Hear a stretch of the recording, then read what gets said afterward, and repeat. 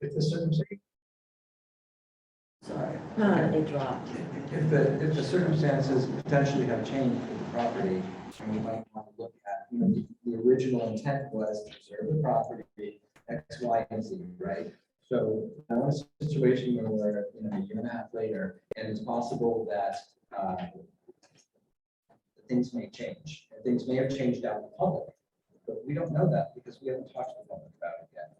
So to the extent that, we want to make responsible decisions about debt, priorities, there were lots of public conversations about the purchase of this property, about the process. I just want to make sure that before we start to make decisions, or before we start to talk about it seriously as a council about, whether we think as individuals or the council that the city should be doing something differently about its debt or about its open space. But we're really bringing the public in. I feel very strongly about this. I think this council's got has a strong history of bringing the public into these conversations. At the end of the day, we are the governing body. We will make the decision that's best for the city. But I don't feel like I can make these decisions without significant public input at this point. I don't think that's my issue. I agree, Right. I agree with public input on this. I don't see the harm in waiting for 2 or 3 weeks to first meet with these organizations. I have not been at many or any of these meetings with these folks. It's because of all the public meetings and I don't, and I share what Ben says about public perception, and I certainly want public input, but I would like to have an opportunity to sit down and have this meeting.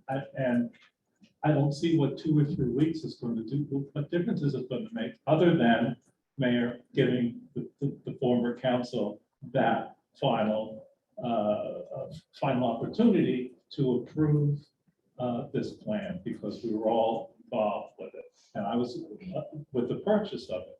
And well, 3 of the 4 of us were involved in that. And I don't think that waiting is going to change it. To me, it would make sense to wait if the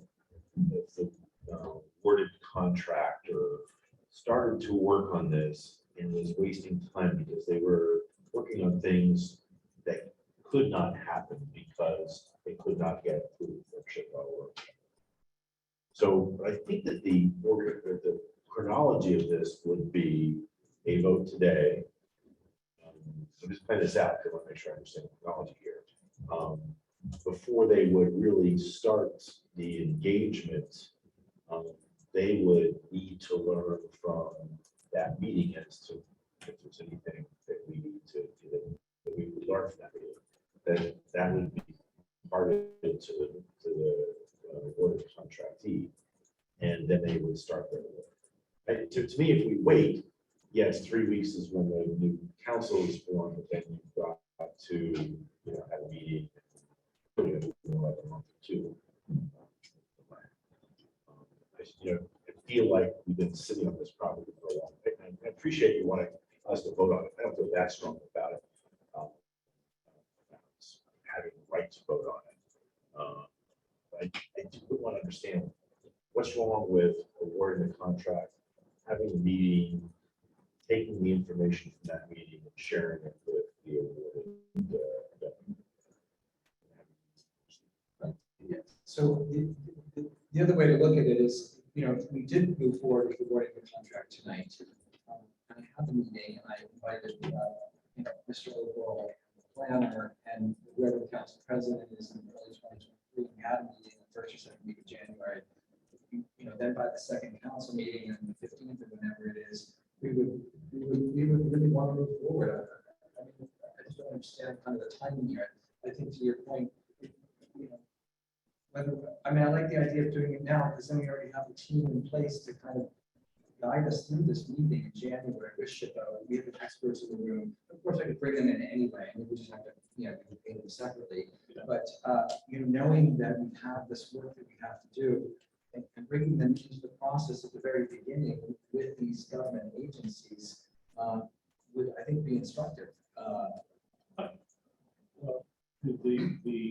I would say that the people that we would be hiring to do this work would already know what these organizations, we're not hiring a company that's never spoken to these organizations. So I understand your point, but the rules aren't going to change of how these organizations work. And the people that are going to be taking this, if we vote on this tonight, already know what should these folks that were the RFP. Isn't that an argument in favor of having the vote tonight then? No, I'm not in favor of voting. I know you were not, Oh, but yeah. what the point you were making seems to me as an argument that I might make, saying we should vote for this tonight, precisely because the contractor we're considering is very familiar with these projects and with these government regulators. Well, I'm just saying that the mayor just said that he thought it would be necessary for these folks to meet with them. I actually think it's a great idea, and I will say, I did not call him about this today, I had to call him about invoices, but I did talk to Michael Sullivan. And I did mention that, that we're looking at this contract tonight. And we did talk about, potential of meeting for SHPO, with SHPO in the Office of Transaction and Public Administration. He said he'd be happy to do it, and he didn't have any feeling on kind of, we didn't really talk about it, but he didn't come up with a statement, kind of voluntarily that, oh, that'd be straightforward, or I know what I'm doing, or whatever, right? So I didn't get an impression from him that, this would be a. I think this timing issue is, so for me, my bottom line is, as Councilman Sanderson, we've owned this property for a long time. Council made a very firm commitment. We talked about it a lot at that meeting where we voted on this ordinance that I referenced. We committed to a public process to decide what to do with the property, regardless of what the decision is to do. We don't know what we're doing yet because we haven't done this process. I think it would be a mistake to not have this vote and not make a decision on what we're going to do. Whenever this meeting happens, Clark Hayden and Hints will have just been engaged. They're not going to have done probably any work on this by the time this meeting happens. So We just tell them that they can't.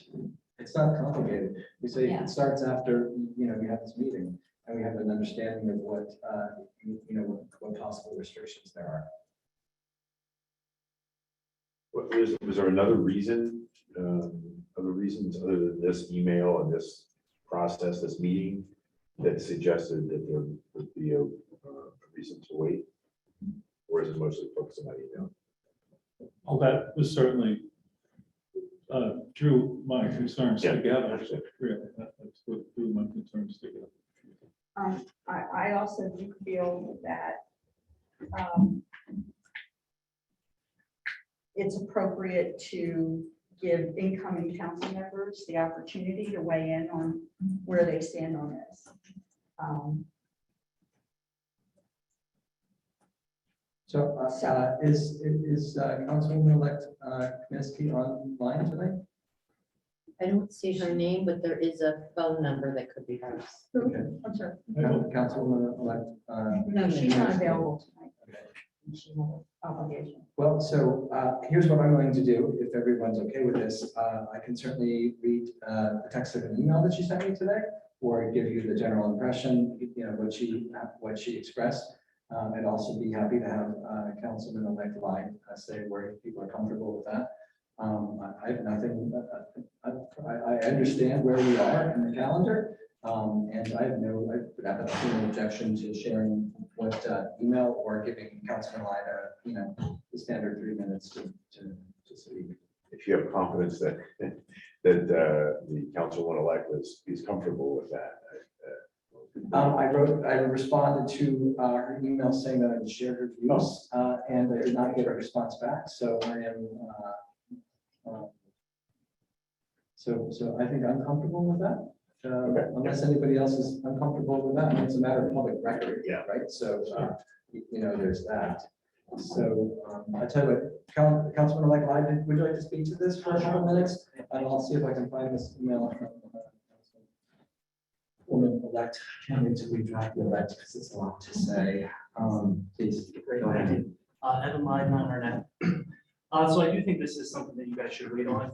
I think that when you have representatives of government make important decisions about affecting, a very large property that we own.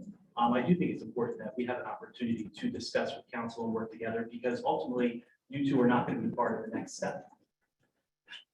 We are. So the five of us have to work together.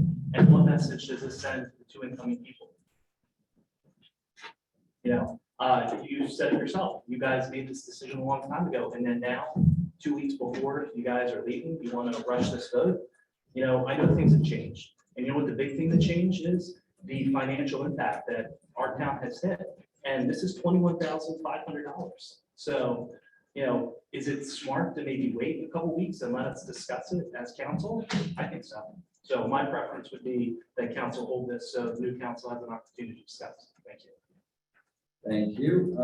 I would just suggest that this is not a rush to vote. This is still an act of council until the end of the year. So while I respect your views, I would say that this council as well, with its authority and its obligations to consider any Well, matter. we've been in process for several months in order to get to this point. Right, so I just would, thank you for your view on that. And I would just also note that the $21,000, come out of this very generously funded ordinance that this council and the former mayor put aside, so specifically for planning purposes. Give me just a second. Let me see if I can find this email. Well, once again, I would feel much more comfortable after meeting with all the organizations and having a discussion. You know much more than I do about this process because you live it. I mean, it's been. Oh, only a little bit, but But still, Enough. yeah. So I would, if we vote tonight, it's not going to be unanimous. If this council wants to live with that, that's fine. But I am not going to vote yes on this tonight. And I don't want to vote no on it tonight, but I will. I'd rather postpone this a month. And then be able to wholeheartedly support. I understand. We four of us were there when we purchased this, but it's definitely needs to be done. I'm not saying I wouldn't approve it in the future, but I'm not comfortable voting this tonight. I mean, I don't mind having split votes. I don't think we should expect unanimity No, all the I'm not. time. That's But, fine. I mean, I won't push for this to be voted on tonight. I think it is a mistake. I think it sends the wrong message. I think we have failed to act on this for all sorts of reasons that I understand but don't approve of. And we know that there are different opinions of what we should do with this property. But it can't be just one person's opinion. It has to be a public process. That's what we're committed to. That's what we put money aside for, and do it now, do it in a month. But if there's no public process, you're gonna hear about it. And I will hear about it from the other side of the dais. okay, I did not say I wouldn't support this. And I'm not talking just to you, but I just, Oh, well, you know. I'm the one that's next to you, and I'm looking at you when we talk to each Yeah, other. but- So, yeah, no, I understand what you're saying, and I know where you're coming from. I just want to wait until this meeting and then make a decision of how best to proceed. And it may change the scope of what we want to do. I can't answer that question because I don't know enough to make an educated decision. There are certain things in that proposal that I think are very helpful in it. But I'm just not going to vote for it tonight. And I'd rather not vote than vote no, but that's fine. I mean, I just want to let the council where I'm standing on this. And the public where I stand on this. Okay, I'm just going to share the short, just from Councilwoman-elect Kaminsky, believes it's best, it's premature to post this for a vote. She said we have much to do regarding the Green Acres issue and our vision for the property. We just got responses to the RFEI for the portion of the property and have not discussed or digested any new fiscal plan for the property. She feels that this is not the time to move ahead on this. Every time in the process 2 weeks before the year's end. We should be in a position to provide guidance and leadership on the issue as well as finding alternatives to the public process. I vote that we don't have a resolution on the Green make those issues. So that's the feelings of. Councilwoman Lex. The RFPI issue, as a reminder, we did that as just that, a request for expressions of interest, so we could understand what might be out there, what interest might be out there. It's not binding, we don't have to take any action. I think that's irrelevant to this conversation. All of those things that Councilwoman-elect talked about are exactly what this contract is intended to do, to create the plan, to have the dialogue, so we can come up with a fiscal plan. So if we wait a couple weeks, that's fine. My fear is that that's not what this is actually about. Wait, could you clarify what you think it might be about? I just don't, none of the It's not arguments that are helpful to being, speculate. fair, it's not helpful to speculate, but I'm sorry, I'm here. I don't. I heard find- you, but I no, don't know what you're. No, he- I he's said, talking to me. yeah, I was speaking to the council president. I didn't think it was fair for her to speculate what might be in people's minds. And yes, I speculated. Oh, you did? I retract my speculation. Oh, okay, no speculation, and no, what's the name of that thing? It'll come to you. No what? Don't say that. I'm gonna bit later. Okay. Well, that's kind of where I stand, and I understand both sides of this. And I too knew that we were going to do something with this property at one point. Well, at every point we were going to do, and I know Ward and I discussed, when the property was purchased, was it worth the sum of the parts if we decide to make a decision with public input, if selling certain parts of it off makes economic sense. Rather than, and now we're factoring in the fact that it's no longer as large of a sum of support from Green Acres. All of this will be discussed. Yes, I know it will be. Yes. So, but it's not really germane to wording the contract, I don't think. I get, I'm okay if I don't feel that strongly that if it was pushed off. I just don't understand the argument against it. With all due respect to Mr. Lai, there's always turnover in councils. I wish Merrick Garland was Supreme Court. There's always, decisions that are made that impact future councils. I just don't, I don't understand. I don't know if it seems like, I just don't understand what the rationale is, because this entity can be informed by this meeting, which I don't think is going to be surprising. I'm not getting that argument for why delaying is good. And let's say we decide to, as a conclusion of this, we decide to sell a property. If we kick the can down the road another month, 2 months, 3 months, that's, 3 months that it's on our books and, we don't have an opportunity to sell it. I just, or create where it is we want to create. We really, we wanted to do this a long time ago. This has been in the works. We issued the RFP with the expectation that we were going to do something with it. So I'm just not understanding all of a sudden why there's this reticence. Well, when I read the response, that response, I went through it and I said to myself, I better be really comfortable about what we're going to do with this, with hiring this planner. And I'm not, because I think that I need more time and have a conversation. At this point, you have every right to be the only person that speaks to these organizations. And I know because of open public, we can't have more than mayor and one council person. I get that. I know that. That's part of the structure here. And I'm not saying this to wait because Ward and Julie aren't going to be here to vote on it. I'm not comfortable voting on this now. Okay. And I'd rather not, as I said before, I understand where you're coming from. I lived where you were coming from and Ward, because we've been dealing with this project. And I'm not saying, oh, now that we have time to do it, we should do it. I'm not comfortable doing it. All right. I'm going to say that I think that it's appropriate that this council consider this vote. And if someone would like to make a motion to vote on this? Do you want public input before we do it? I don't, no. I just want to make one last comment before we move to the motion. Both elected council members have expressed their request that we hold off on this.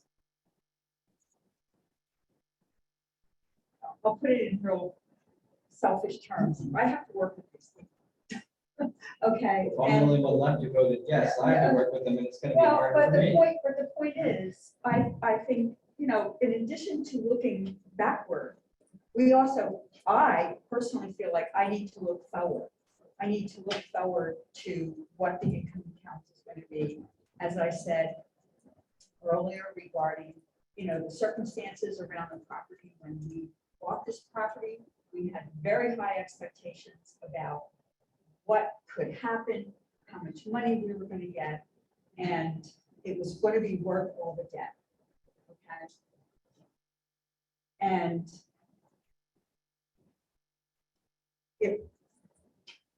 I wouldn't say that, but that's okay. I'm done. Thank you. Thanks. Well, so here's my suggestion. Before you put it to a vote, while I don't understand the arguments against it, and I think that we should move with soon to do this. I know that, I got a call from council to convince them, I just didn't have a chance to talk to them. I guess there's a possibility for something, some information that could change the nature of this contract. I can't imagine what that would be. But given that, deference to the next, well, it's completely within our right to do this. I probably would vote no, so I'll just, not because I don't believe it's the right thing to do, it's just, I just need some deference to it. So maybe we can call a vote. No, then I suppose, that's one thing I just appreciate. I appreciate you making this. a I really appreciate easy last everybody- meeting, but- I appreciate everybody. What's that? I appreciate you making this an easy last meeting. It's my fault, Yeah, well- actually. I'm sorry. No, so. Where's I that just don't sign? understand the Thank you, argument, but JT. That's right here. Oh, there you go. Hold it up. So I need to ask a question, Bill. So at this point, if I want to just hold off on this, can we table this? No. Can I get a motion to table? How would I move forward if I wanted to carry this to a January meeting, for example? What would be the appropriate ask of the council? It's a member resolution, you can't carry it over. What's that? Okay. Have to be a new resolution. Oh, it has to be a new resolution. I would just urge the incoming folks and the mayor to take this up sooner rather than later. As part of this process, so we're going to lose some time. I'm assuming we'd have to go out with new bids and. Well, we have We'll be 60 days, 60 right? Is that days. right, Bill? 60 days to Oh. award or reject the When in contract, so. November was this issue? You came in So December it didn't 2nd. come in until December 2nd. We put the bid out at the beginning of November, but this bid So- opening was December 2nd. So if there's a way to meet, and if for some reason this meeting is the thing in the way, then I would urge you to meet beforehand and if you can, and then just. So we need to, as a city, need to move forward with getting the public's input on this, and I don't necessarily understand the concerns here, but to avoid a no vote. Thank you. So Bill, do I need to table this or do we need to vote now on the resolution? You don't need to vote. We don't need to vote. All right, so can I just table it or do we need to vote on tabling? I'm going to table this. I will say though that I hope the council will be prepared to discuss this again on January 15th, No, I believe it's the 18th. the 18th. It's Okay. the third Thursday. I think that we should discuss this on the 18th. I will bring it up again and January 20th. Oh, I'm sorry, wrong year, wrong, my bad. Don't forget that. Right, well, thank you for all of your thoughts in this conversation, and I look forward to talking about this again. Bills list, yes, so we're gonna have a chance to look at the bills list, I assume. Unless there are any questions, I'd entertain a motion to approve the bills list. So, second, whatever, yeah. Let's get that. All those in favor of paying the bills, please say aye. Aye. Thank you. Motion carries. We have no ordinances in first reading tonight. We do have at least one ordinance in draft form. This is ordinance number -2022. This would be an ordinance to revise the Renville City Code flood damage prevention incorporating the mandated water state standards found in the Flood Hazard Area Control Act. I'm not going to spend too much time talking about this, except to say that this language is out here at the moment. I've had conversations with Ken Rogers about this. I've had a couple of ideas. What I'd like to do is for those people who are interested in talking about this with me, please come and see me. I'm happy to answer any questions. This language will probably continue to evolve a little bit. I will bring this to council as a first reading at the January meeting, the second January meeting. If there are any questions from the council, we'll certainly talk about this, right? I will say that one of the ideas I've had since the last meeting was to potentially include the 500-year flood zone into this ordinance, which, given the fact that we do have repetitive losses, properties in the 500-year flood zone, and we do have about, I forget the statistics, but there is a fairly high rate of insurance claims made in the 500-year flood zone, that we consider adding that into the ordinance. My suggestion would be to specifically leave out, and I can clarify this later for anybody who wants to know the definition, would be to leave out a substantial improvement requirement in that ordinance, which would allow people in the 500-year floodplain to continue to make their houses lovely without triggering any additional kind of city input or variance requirements, but that if the house did, the property did suffer substantial damage in the event of a flood, that would then trigger the variance requirements for that. So I feel strongly that this is a good approach for resilience planning for the city. I know this council and previous councils have done amazing work, I think, in terms of making stricter regulations and ordinances above the DEPs, and I think the city's better for it. So we'll be talking a little bit more about this, and since we've spent so much time on previous That's questions. one quick question. Would the approach to this ordinance impact CRF, the rating? It might not affect the rating, but it would certainly get us points. So that's one of the things I talked to Ken about. The stricter we make these, I shouldn't say stricter, more comprehensive we make these, the higher, the more points we get, and it might actually affect our CRS rating. So I will have the construction official kind of generate a memo explaining these point by point in expectation for a conversation when we introduce in January. Okay. Are there any other questions on that, or can we hold off for a little while? Thanks. Now we have ordinances of second reading with public hearings. The first one is ordinance number 32-2022. This is an ordinance to amend the salary and wage ordinances to include the following new positions: an MS4 Tier A coordinator, public works laborer part-time. So this is the city has been reassigned as a MS4 Tier A municipality for our stormwater permitting. These regulations are far stricter. I'm going to say stricter. They're much stricter than our Tier B. They include many new regulations that the city is going to have to meet. And one of the ways that we're going to have to do this is we're probably going to have to hire somebody to oversee this program. There are just too many regulations. It starts with making sure that all of our storm drains are mapped, something which we have not done. Regular checks and maintenance. It's a very long list of things that we're going to have to start doing to manage our stormwater as part of the DEP permitting program. So, whether we try and find somebody in-house to do this, or whether we look outside, I'd be able to determine. We're still kind of working through some of the structure and what we need to do, but I think it's appropriate at this point to consider a coordinator. It's a big job. So are there any questions from the council on this ordinance? This time I'll open this up to the public to see if anybody has any public comment for with respect to this ordinance. Members of the public in the room, is there any members of the public in Zoom land? Hearing none, I have a motion to close the public comment period for this, please. So move. Second. All those in favor, please say aye. Aye. Aye. And if there are no other questions from the council, I would ask for a motion to adopt the ordinance on second reading, granting final approval. Second. All those in favor, please say aye. Aye. Okay, the motion carries. Next ordinance is ordinance number 33-2022. This is an ordinance to amend the Lambertville City Code 2014, Chapter 7, to include a handicap parking space in front of 142 South Main, requested by Pauline Rocco.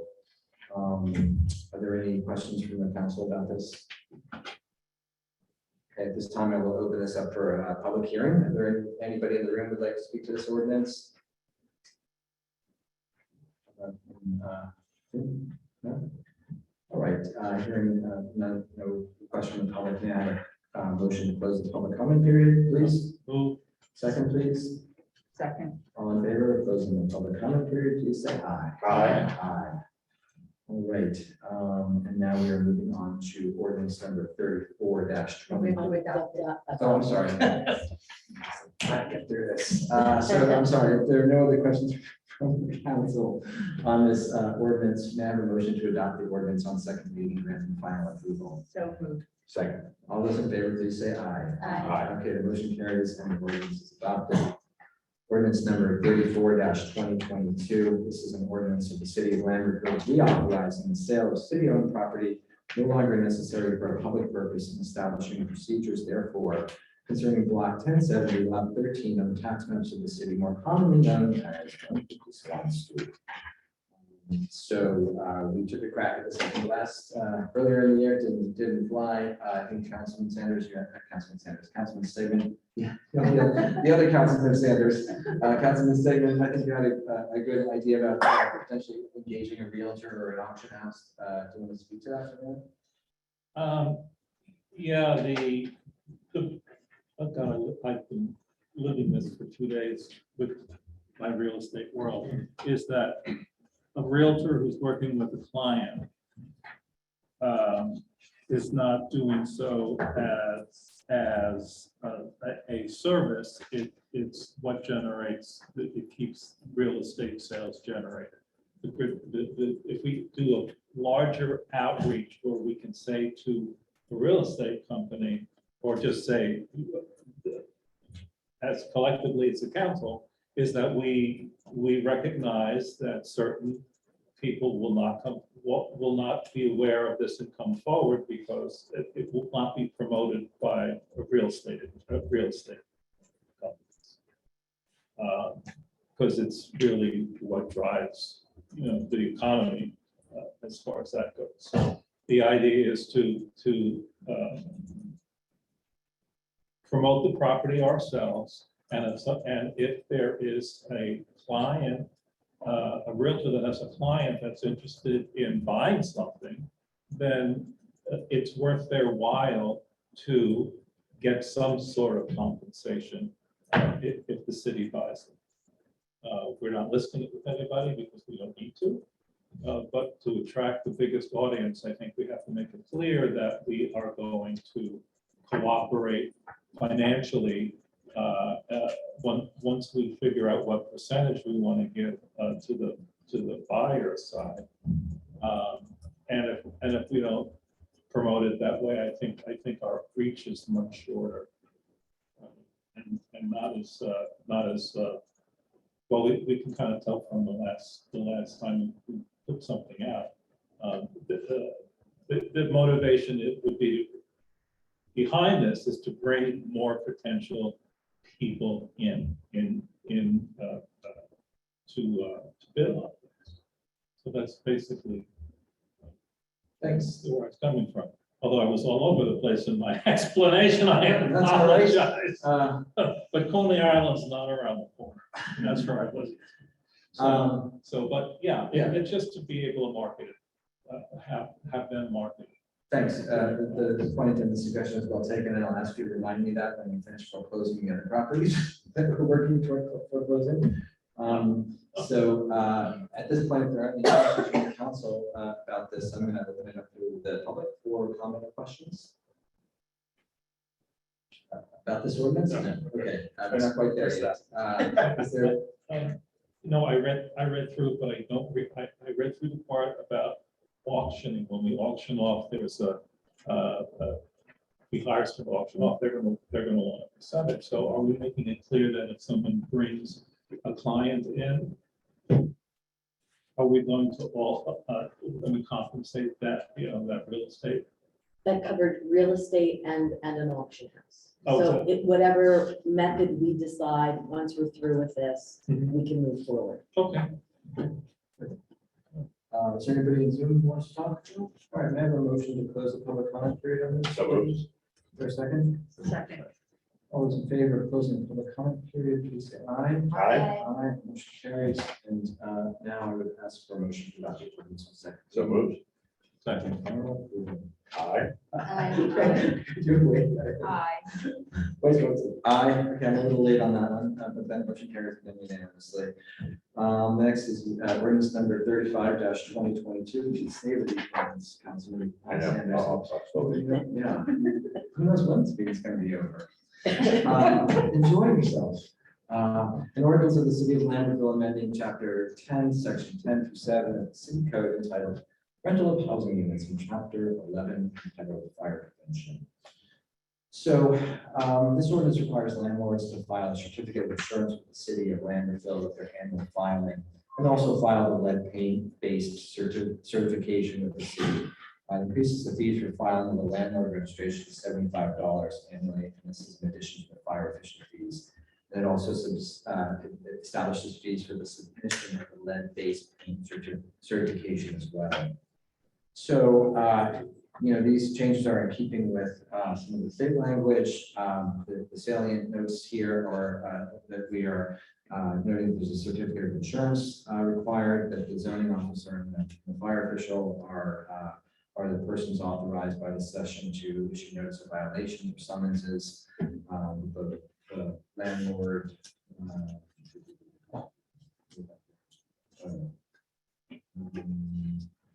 So it's, I'm sorry, so some of the definitions were modified. Noted that, let's see. And notably, the continuing inspection shall be completed and results submitted to the city prior to the change in tenant or every 3 years, whichever sooner. So, Council President Taylor, you had some thoughts on this? I think that our requirement, that I think the way the law is written, municipalities can give owners and landlords the right to, or the ability to hire their own inspector, but the city has to also be able to do the inspection. So we are requiring people. That's correct. So we're asking people to get their own certification and submit it. We'll look at it and then, give them a certification back. If they can't do that, then we have to. Yeah, but the way ours is written, it says that they're required to do that. So I think it's probably okay to pass as is. Lots of municipalities, Bill can correct me if I'm wrong, but lots of municipalities are struggling to implement this new law, and most aren't taking any action. So we're ahead of the curve, so to speak, but I'm just concerned about the language. I agree. I think it's important that the city move forward with this because there is a state statute in place and best to have the city's code reflect what the requirements are. So as council goes on, council's done this previously. If the city and residents encounter issues, council can obviously amend to correct whatever issues, but it is important to get this in place. Good question. The inspectors that are going to be inspecting these, I don't know if there's a state license for this. So There is. there is, And there is a state license for this, and it's not clear to me whether Ken has it or whether he's applied to be in to get the Doesn't class. have it. So There's he has a it. shortage of them. It's a pretty, across the I state. think it's a pretty onerous process according to Yeah. Ken, and he hasn't done it. We haven't asked him to do it. so if we ask the property owner to do this, they're going to hire someone who is an expert, so to speak, in their field, but there's no licensing agreement by the state. There is. There is. There is. For this inspector? Yes, you have to be state licensed in order to do the inspection and to issue the certificate. Okay. Okay. Yeah. I just want to make sure that was. Any other questions from the council? This is riveting enough for the public to speak to. Oh, we have one. Good member of the public, so please. I just want to go through the rules here, as is my custom. Please state your name and address. You have 3 minutes to address the council with your questions or concerns, 3 uninterrupted minutes, and then we may or may not respond. Paul Stevens, 3940. Yeah, I read the resolution, the ordinance, the full one that's on the web. And question that came to me is, it didn't look like there was any distinction between a long-term and short-term rental housing unit. And so for the short-term ones, is there a distinction? Because it doesn't seem to be in here anywhere in terms of the definitions that were in there that I saw. Maybe I missed it, but it was kind of long. But, every time a tenant moves out, they have to do this inspection again, or once every 3 years.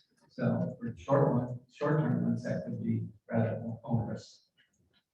Just a point, but Yeah, I actually think that's an excellent point, and I haven't really talked about this yet, but one of the things that I'd like to take up in the first quarter is the subject of short-term rentals in the city. We will be talking about short-term rentals, and I do think personally, we've not talked about this publicly, that it's important that the city, if short-term rentals continue in the city, that we really are very responsible about these properties. They're old properties, and yeah, so I mean, there are municipalities in the state that have 38 pages worth of regulations and ordinances pertaining to some of these, and we'll certainly look at it. I'll ask you to remind me about this, but I wrote it down, so thanks for that. But so the conclusion now is you're going to go ahead and pass this without, so it will apply to the short-term ones. The lead safe certificate law does not apply to short-term rentals. The state law, the enabling law. Okay, but No, this- I hear- I think this one does. I didn't see any exceptions to that. Yeah, I hear what you're saying.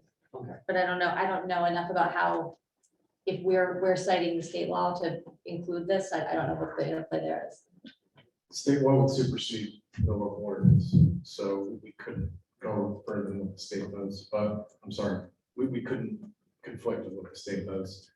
We did have a discussion briefly, the issue of short-term rentals and regulation thereof is going to come up, and I think the decision for the guidance was that it would make sense to address the short-term rentals comprehensively rather than have it included here.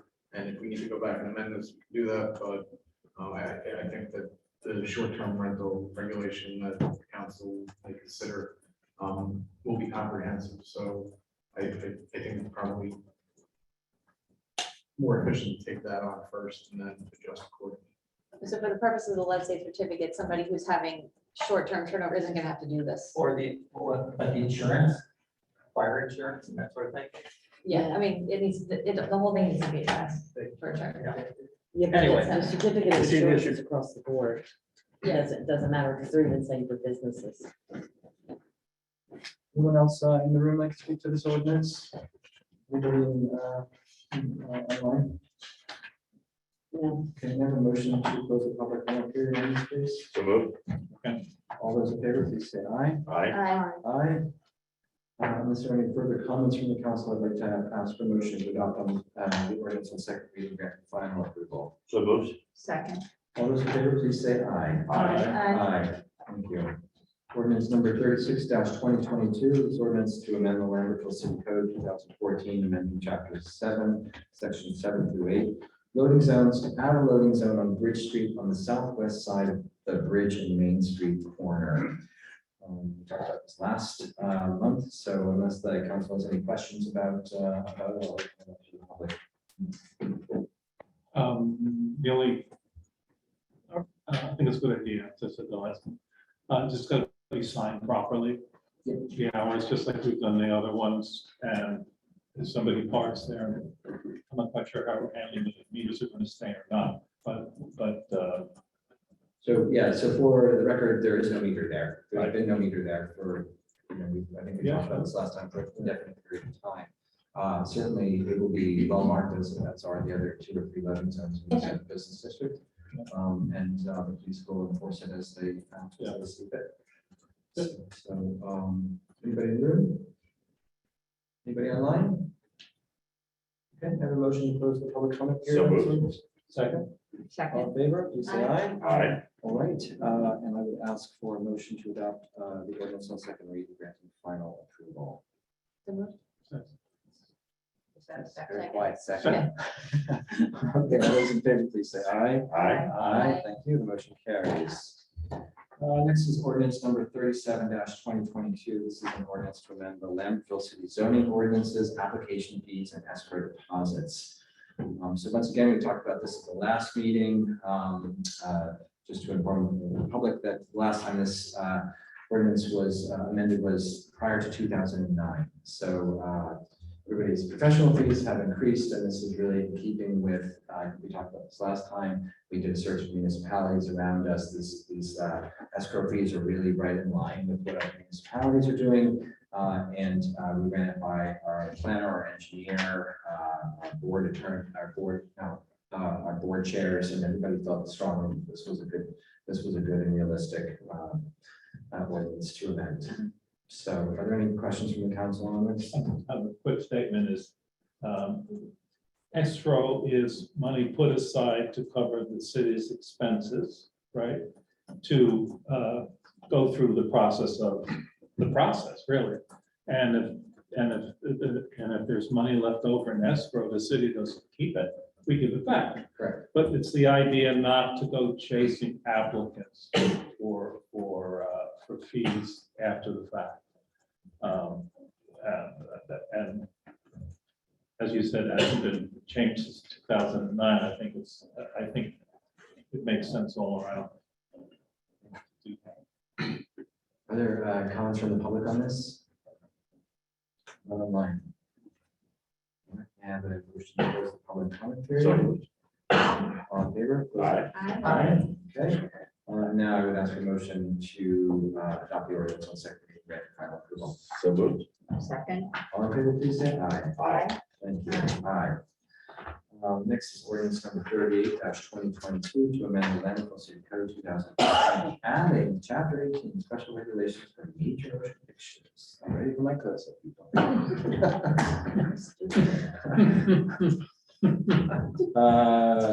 Council, anything to say? You guys ready for your close-ups? We've already talked about this. Okay. Okay.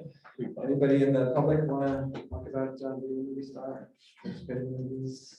Getting a second card? No, everybody online? All right, can I have a motion to close the public comment period? Second. All those in favor, please say aye. Aye.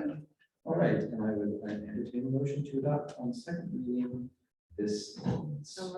Second. All those in favor, please say aye. Aye. Somebody standing over there? Madam Clerk? Sorry, it sounds a little bit like, I'm in an auditorium somewhere. Aye, please say aye. So we're moving on to the discussion items. I think we've discussed the cost of property enough tonight. So that is the table. I just want to give just a brief update. I had a resident contact me this week looking for just a little bit of information about affordable housing. I haven't really talked about this at all that much this year. And I think it's, and a lot of it's because I can't. There are a lot of conversations that happen that are confidential. But I think I can say that this year, with Council President Taylor, myself, We've worked pretty hard to meet with Fair Share and Port. We've met with them 8 times this year. We are still out of compliance with our amended settlement. We are doing the best we can, moving through the process in good faith. We did work early in the year with a property owner to try and convert some properties to affordable housing. It didn't work out. We put a lot of time and effort into that. That's all behind the scenes. And I just want people to know that we think about this. I think about it because I'm meeting with the judge and Fair Share about every 6 weeks.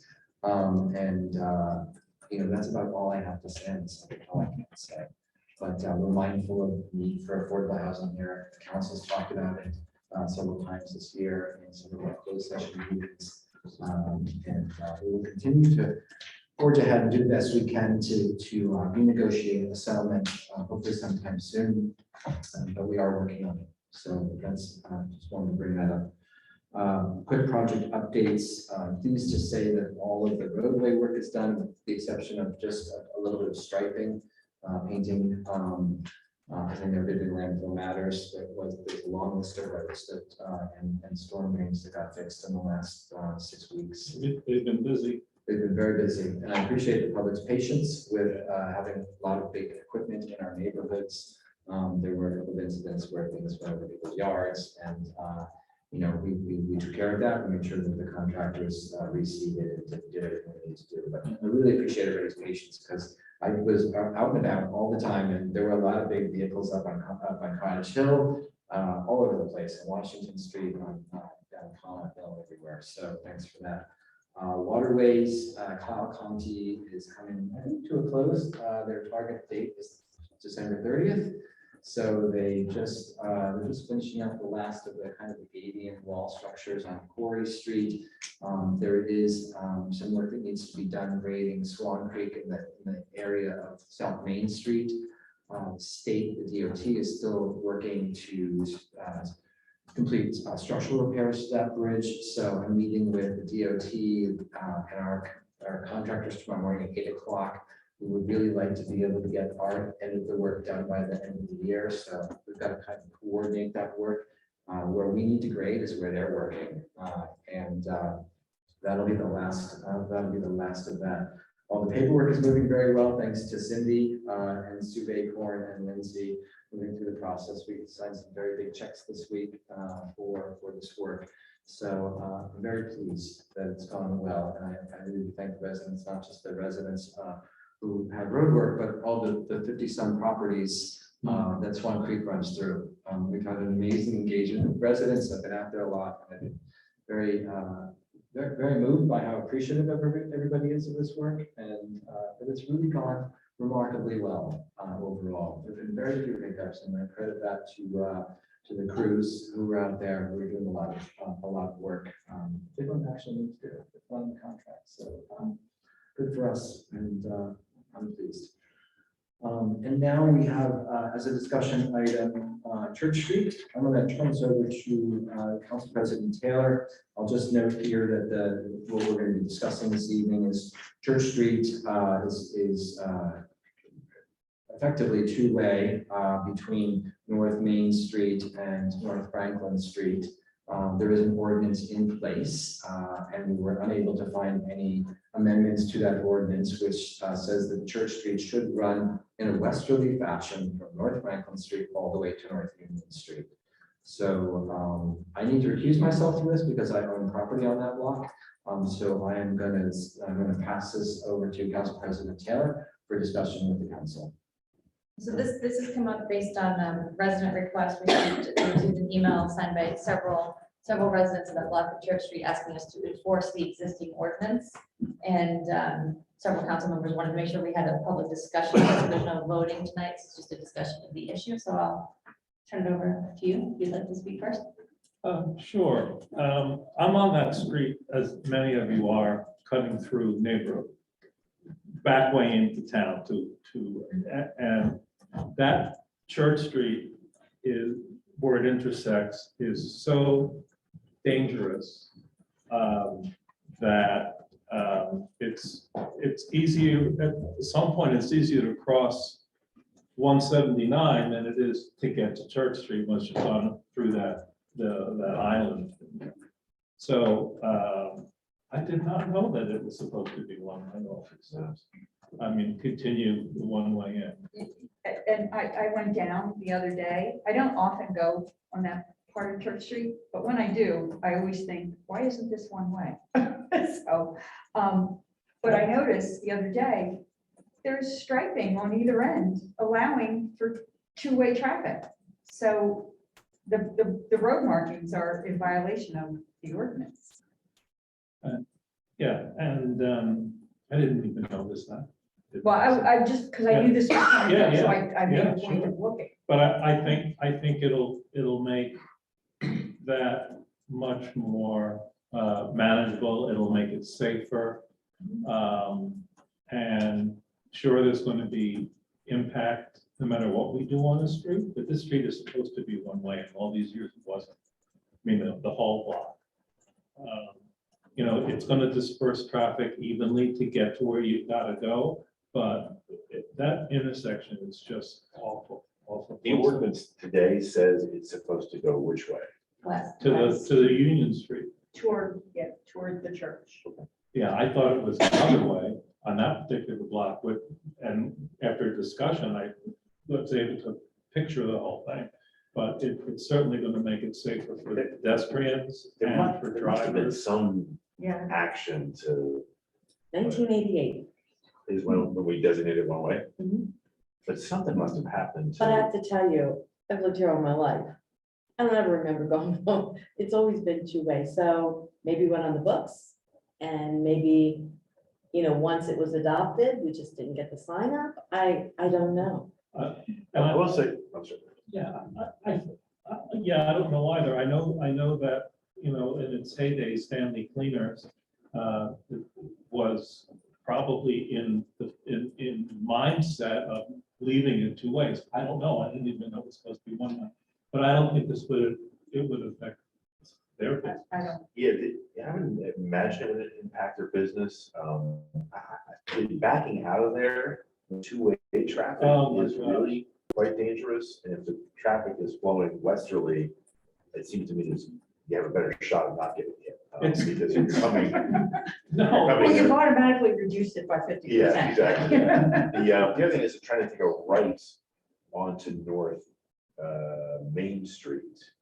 I have yet not to hit the curb because you have to hug the right side. This is two-way. yeah. So we're probably destroying that curve. as I well. can't So, accuse myself. of Not to laughing. mention I'm tires. sorry. Yeah, so, I'm not quite sure what happened with why it changed.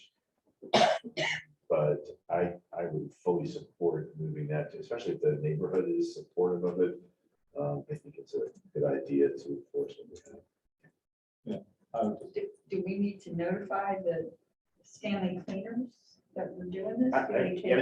think there'll have to be a big education because everyone, Everybody. Well, use that. Lieutenant Brown has several ideas already for what is required signage wise over a period of time with Mhm. big signs at first, and many signs and maybe Yeah, new less. traffic and pattern. fewer. Yeah, Well, new old traffic pattern. Well, I would say that, Mayor, I don't know who would start this conversation with Stanley Cleaners. But I think they should know what's coming. And not be surprised by it. and they might be helpful in the education too, because a lot of folks, if there's a flyer on their desk or something. Well, it makes it safer to go to the cleaners. I mean, that kind of cleaner, but it would be safer for patrons to get in and out of their parking lot. It's been closed several times. I've been involved in something where it's, good thing the windows are closed because I'm speaking very frankly to the car next to me. so So- Bill, sorry, Yes, what's next? yeah, if this is on the books, so is this just a sort of staff issue, talking to the police and say, please put up two signs? Well, I think, And all the other, yeah, we have to take the paint off the road Yeah. that says you can go two directions. We have to have signs and some sort of enforcement, education plan, right, communication plan for drivers. Good thing we hired Lieutenant Brown for another year. I know. Do we We earned have that to go, money. do we have to go to the DOT? Well, let's. It's our road, isn't it? No, I know that, but, you know, it's not like it's Bridge Street where it directly impacts the state road. So it doesn't do. It was a city right away. I'm not familiar with the markets the councilwoman mentioned, so if that in any way impacts 179, maybe, but I think that's something that should be looked at. If I don't it think doesn't. I don't think it does, because it's the stop, It's a block. it's the stop going, when you turn east the wrong way from Main Street, there's a marking on the right-hand side that says stop on the, the line marking, and then there's Oh, 'cause the there's a stop vertical sign. line, because there's a stop sign, and then there's the line to stop. And then going at the other end of the street, coming out, there's the stop sign and the marking. So, but that goes on to North Franklin Street. Right. So Oh, it doesn't okay. go into 179. So essentially, it would just be an enforcement issue. There's uniform traffic control devices that the police department's very familiar with, that they can implement with the signage, with what kind of requirements are gonna have to be there to alert drivers. So, and also, as you all said, and I'll defer to your efforts on that, but the notice to the residents that this is coming and it's going to be enforced. So, and it also, I think that, people develop habits over time and they're used to maybe using them as a two-way. So some extra effort, I don't know, whatever the council's preference is, but I'm informing the public on what can be done. So What's the name of that little street, that little dead one block? McCready's Alley. There'll be no right off, the street, There'll be no right out when you're coming out that alley. Yeah. correct. which is a lot safer for everybody. Yeah, but so much more of a pain, but you're right, and it's the right thing to do. Yeah. Okay. So wait, can I ask a question? Is there a particular process that the council needs to engage? Is there a vote or anything like that?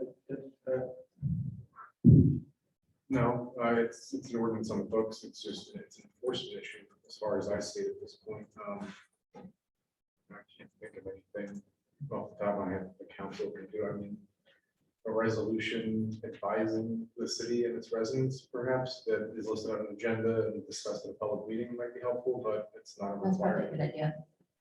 I can see your newsletter with a big one-way sign. That's worth a picture. Okay. So, you want to get a tag me? No, back to me. Okay, Mike, back to me. All right, thanks. I appreciate the council's those on that. We're gonna take a few minutes, just, this is our last meeting of the year. It's the last meeting of this council. And we just want to give everybody a couple minutes to offer any comments or thoughts from the year. I'm actually gonna go last. So maybe we should start in terms of who's gonna go longest. Hold on a lot there. So, Excuse me, Mayor, are there any comments about the Church Street? We'll have public comment after this. Oh, which okay. It'll just be probably another, I don't know, depending on how long-winded we are. No worries. A few minutes probably. 25 minutes. Midnight for sure. So, yeah, it won't be long. All right. Thanks. Yeah. yeah, I'll just take 2 minutes. I mean, this is, it's the end of the year, but it's the end of the line here for me, at least this service. So I am honored to have been having served and elected 5 times. And serving in council, it's been a great pleasure. I spent a little time as council president, but it really has been an honor to serve. And I really appreciate the trust that folks have placed in me. I do want to thank this particular council and the mayor. It's a good way to go out. I really appreciate the collaborative spirit and transparency, and the way we've gone about business through your leadership, Mayor, has been great. And I just, it should be noted that it's no accident that the city's in good hands right now. So I appreciate that your work and the work of this council. 15 years is a long time. I was elected in 2007. My kids were 8 and 5 at the time. The other day, I found a picture of my son at 5 or 6 years old, sitting in this seat with his feet up on the dais. So the kids who were here beforehand didn't get a chance to get up here, but there is some precedent for kids being up here. They're now 23 and 20, so time really has marched on. I do want to thank, this happens for all of us, right? Because you're not with your family, and you miss some games, and you miss some plays, and you miss some concerts, and you miss some other things. So we all owe a big thank you to our families for allowing us to do this and being so supportive.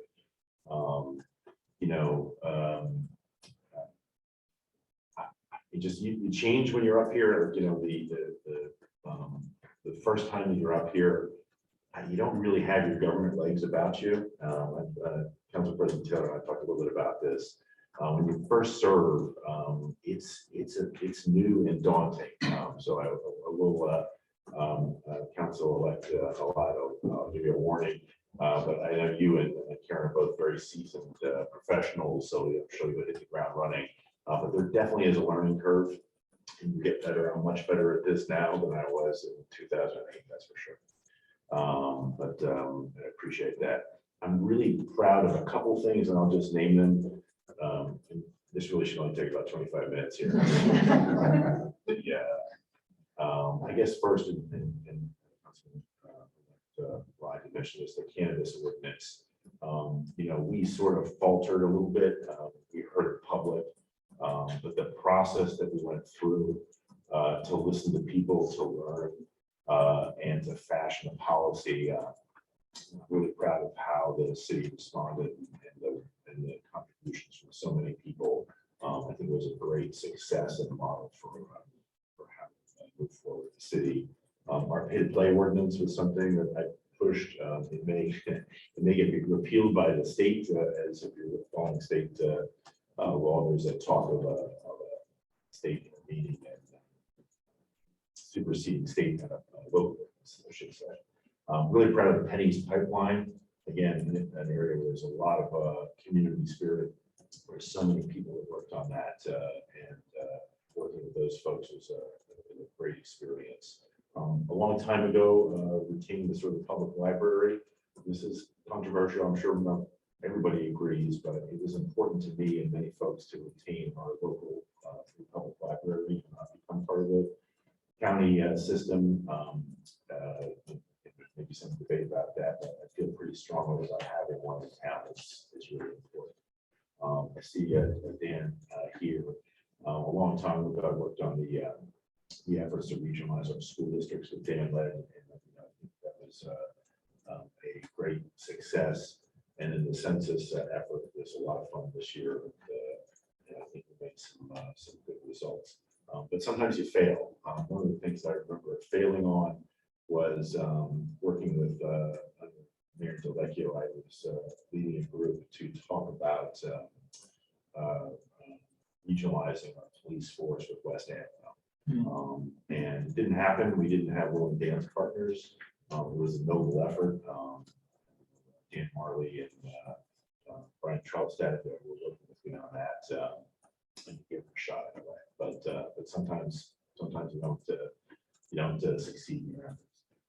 I did want to take a moment too to thank Mayor Delvecchio.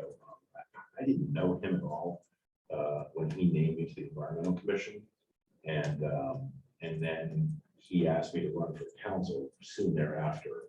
Again, I really didn't know him at all, and it led me down this path. It was so richly rewarding. So I do want to take a moment to invite him. So, all I got.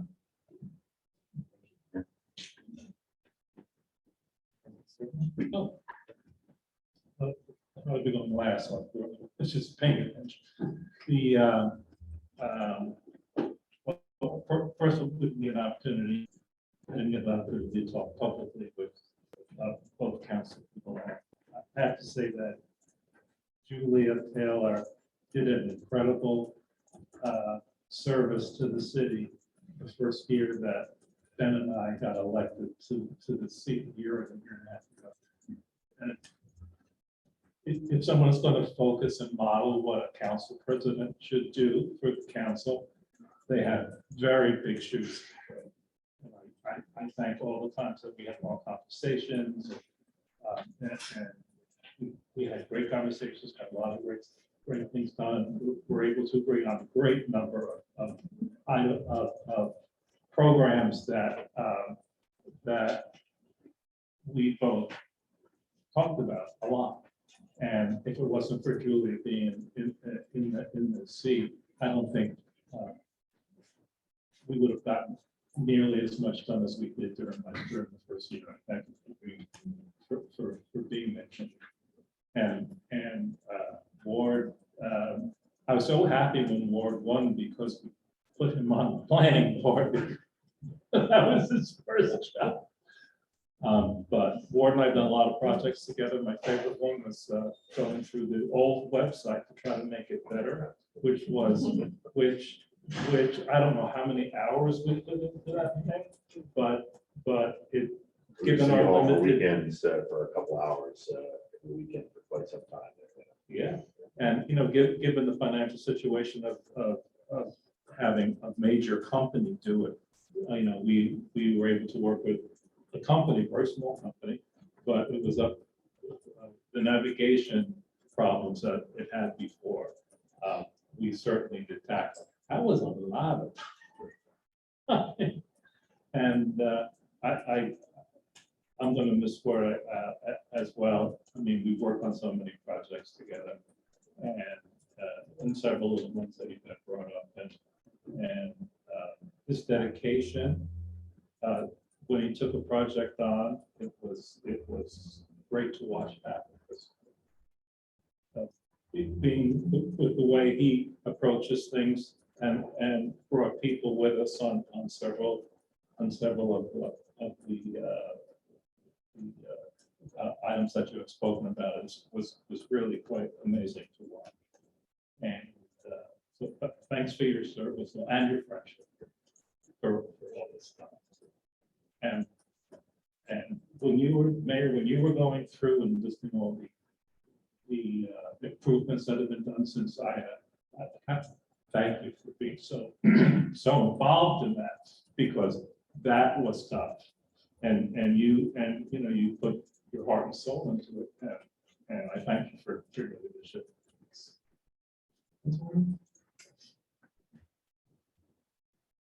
There isn't.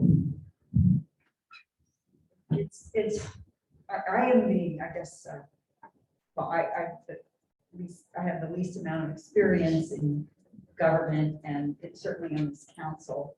And I've looked to you, Julia, for your hard, unrelenting, laser-focused work as our council president.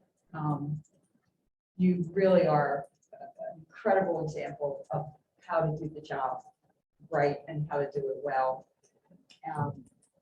And I have appreciated that as a, neophyte on the council. Seeing what you did for the community with Ida was, you were everywhere and involved in so many things, and, very effective in getting things done.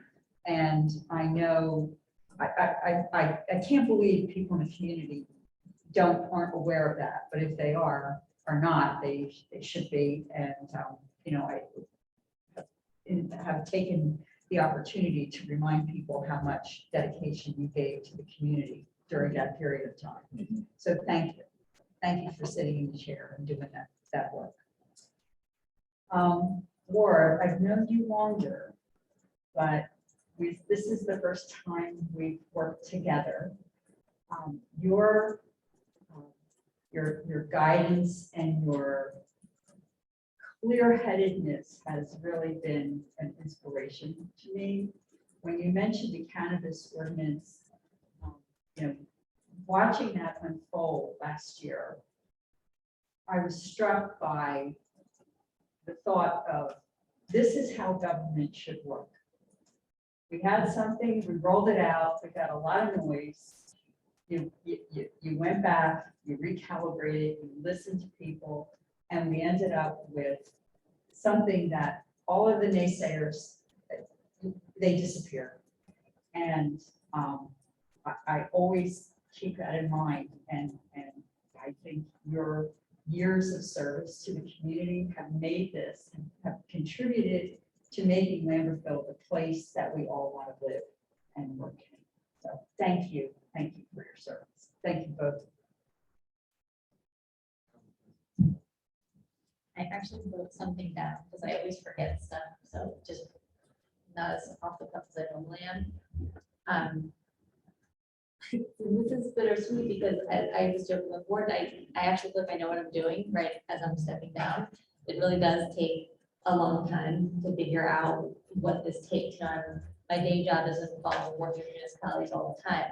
I've been a volunteer here for a really long time, but none of that prepared me for what it means to do this job. So I've learned a lot, I'm just challenged every day. I appreciate having the opportunity to do that. And I've been lucky over the course of a long time, not just while on council, but to work with all three of the mayors who have served in the past 4 years. So I thank each of them. I'll thank all of my fellow council members.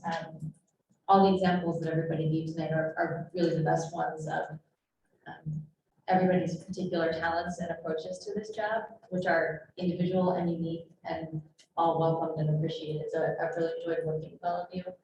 It's made me a better person, honestly, because, I learned from each of you how to, taking some of the best of your approaches. I can't say I've put them all together as well as I would like to, but everybody's a work in progress. So thank you all for that.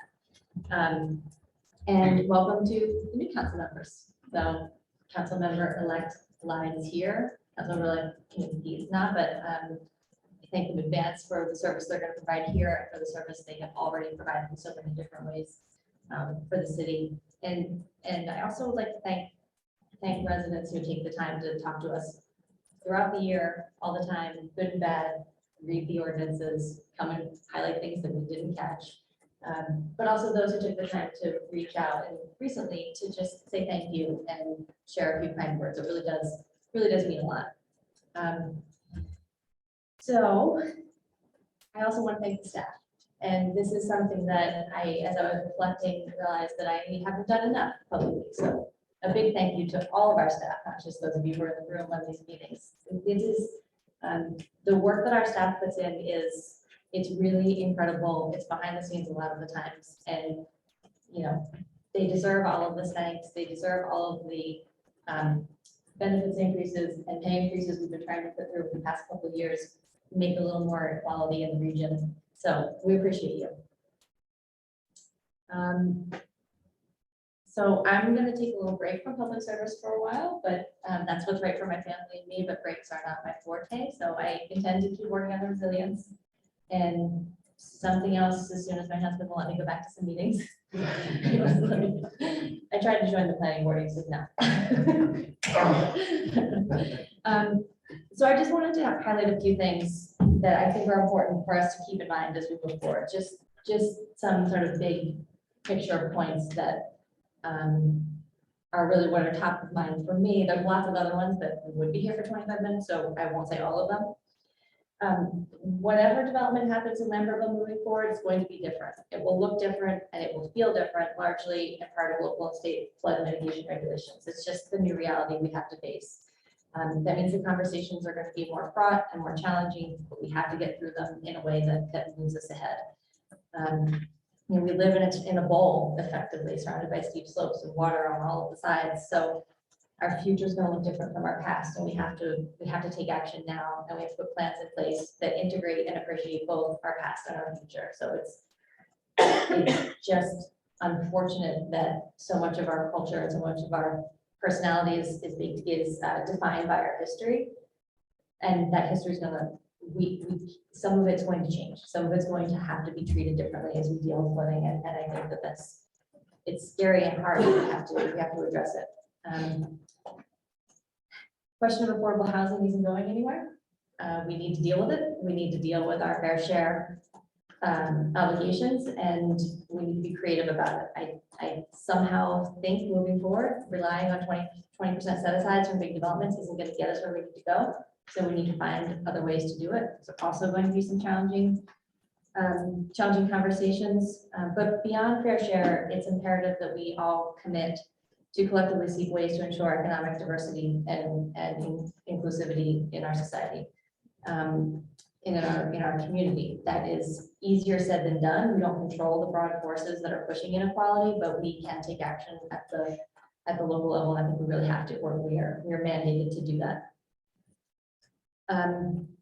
We need to be open-minded and creative in assessing which and how many facilities the city should own and can maintain in the long term. Right sizing will be important, even if we can't do it immediately, but that's something I feel really strongly about.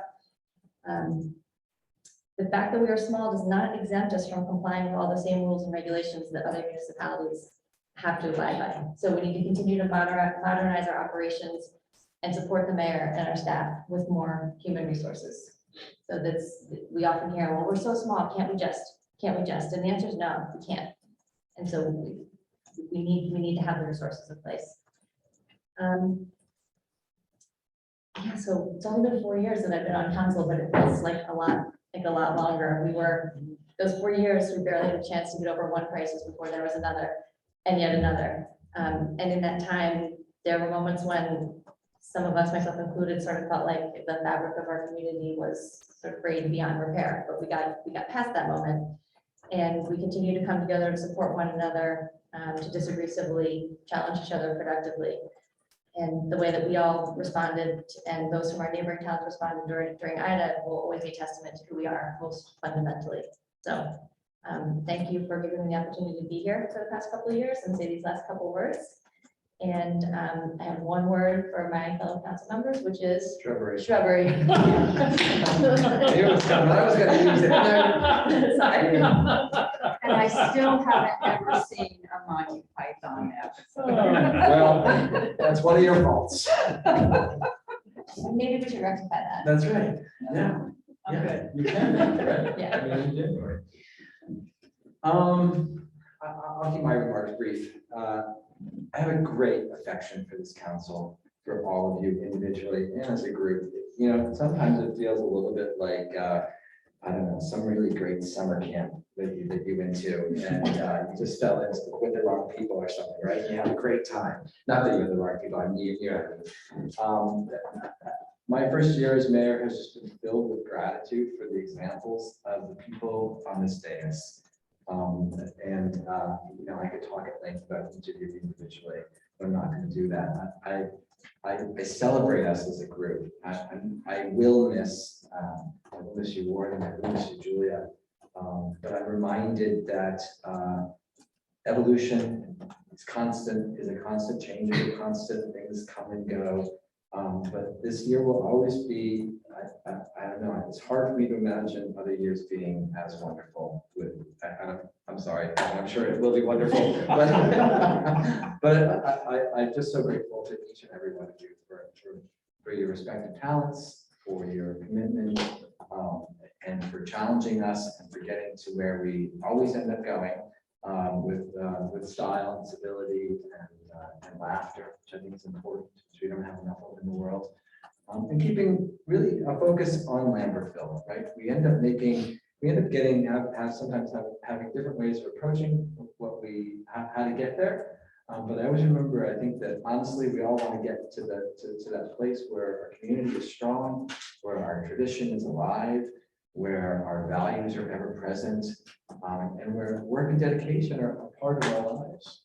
So thank you. I keep working. Thank you, Julia. Thank you, Steve. Thank you, Ben. Have a round of applause. Yes. for our-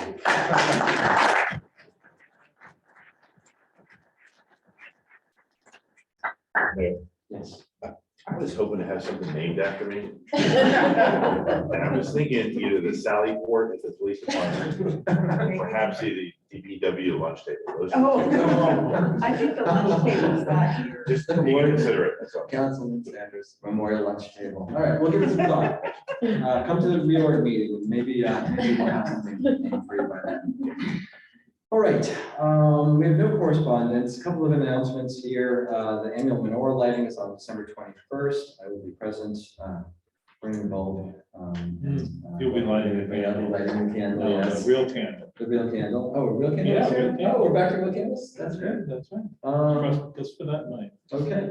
Our holiday schedule, the city offices are closed on December 23rd, December 26th, and Monday, January 2nd. Convenience center hours, December 14th from 3 to 5, and December 17th from 9 to 12. Everyone can see the schedule of reorganization meetings in January. As I did last year, I will attend all of those meetings. I think it's important for the mayor to participate in the reorganization meetings to express his gratitude, in this case, my gratitude for all of the work that they do. I think I haven't counted this year, but I remember counting last year, and there was 103 people serving on the boards and commissions. It's a lot of work, and it's a lot of goodness. So I'll be attending all those meetings in January and kicking them off with gratitude.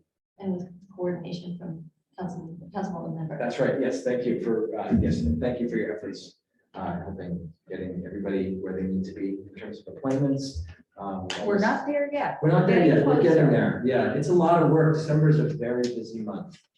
Yes, a lot of So, year-end yes, tasks. thank you for reminding me to thank Councilwoman Becker on that. And now, the moment where we are all waiting for is public participation. We appreciate your patience this evening in getting to what is a long meeting for us. We typically like to wind up before now, but we're happy that the public has come and joined us. And at this point, I would open it up to public comment. We do have a couple of rules. We do ask people to step to the dais unless they have to the podium here, unless they have a mobility issue. State your name and your address. You have 3 minutes of uninterrupted comments or questions, and then we will address them. Okay, so the members of the public. Please. Okay, thanks. I'll be fast. I'll be fast. I'm David Schweitzer. I live at 65 Church Street, and I think everybody on that block is in violent agreement with the commentary we heard today. On the Main Street side of Church Street at the cleaners, because people are using it as a cut through to avoid the traffic light, they're driving way too fast. They drive actually on the sidewalk in front of the cleaner. And it's really a hazard at that end of the street, and the other street, other end of the street is even worse because people come off 179 and try to turn at highway speed into Church Street. And I live on one of the townhouses at the end, and backing my car onto Church Street is really death-defying.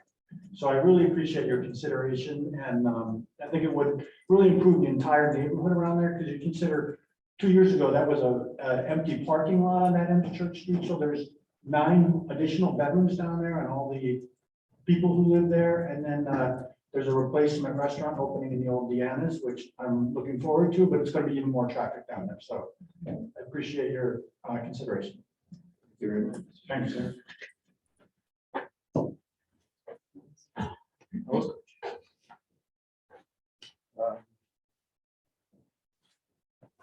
So Kevin Carroll, 12 Weaver Lane, Flemington, so not local. I'd like to first off start by saying that I'm part of the environmental commission, and this is much more entertaining, and I feel like I know you all. I didn't expect to be that. That was good. So I'd like to just bring up one little thing that's going to be a piece of next month's meeting, I believe, the RFP for the third can program. I unfortunately missed the deadline for submitting my bid. So I'd like for it to be reopened for a couple of reasons. I think there's a couple of points that need to be added to it. There's nothing about education, it seems. There's nothing about including events like Shad Fest. And there's also nothing about a composting program at the school. I can propose something for all 3 of those. We have been doing things like that in the different immediate areas. And we also can do a lot of the things that you're requesting, picking up leaves. And the other thing was returning the finished material back to the residents. We create a soil amendment that is top notch, and we'd like to return that. So I'd like to try and reopen that if you guys are willing. So just bring that up. So Thank you. all right. All right. Thanks again.